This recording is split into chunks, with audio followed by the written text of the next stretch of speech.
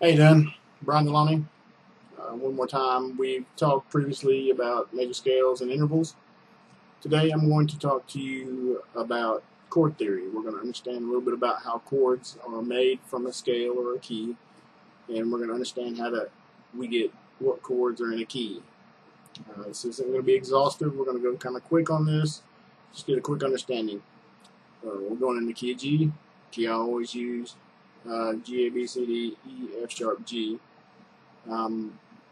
First, we're going to understand how to make a chord. We use a triad.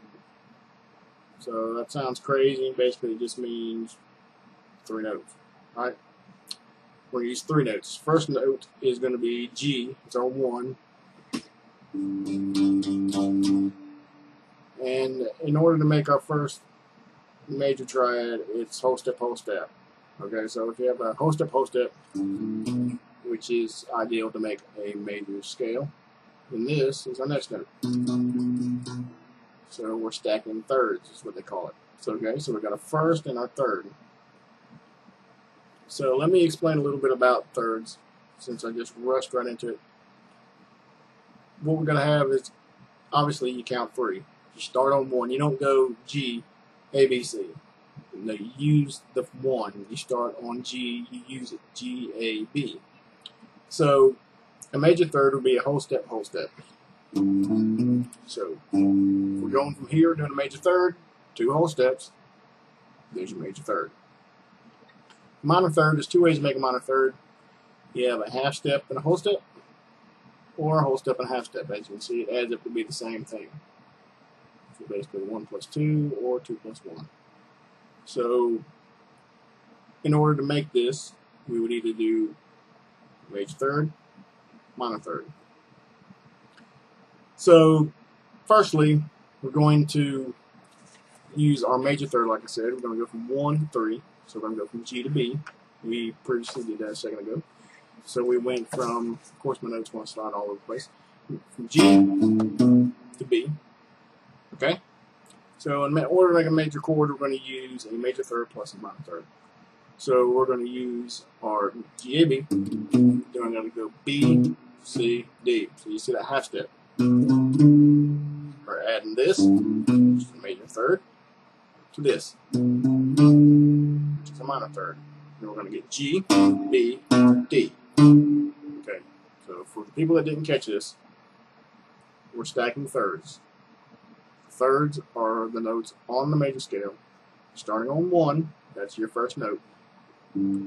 Go up 3, you always count 1. This is your next note. So G, B. Okay, then we're going to stack another third. Okay, we're going to go in the major scale. G major goes B, C, D. So we'll go. This is the next third note. You'll start on that third, count up 3, counting the third itself, and that'll be your 5th note. 1, 2, 3, 1, 2, 3. Okay, so that makes 1, 3, 5. This is your triad, which is the top part of your G.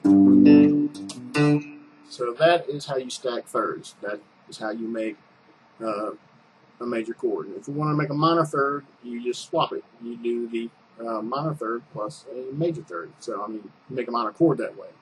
So if we made a major chord this way, these two plus this, okay, so we get this note, this note, this note.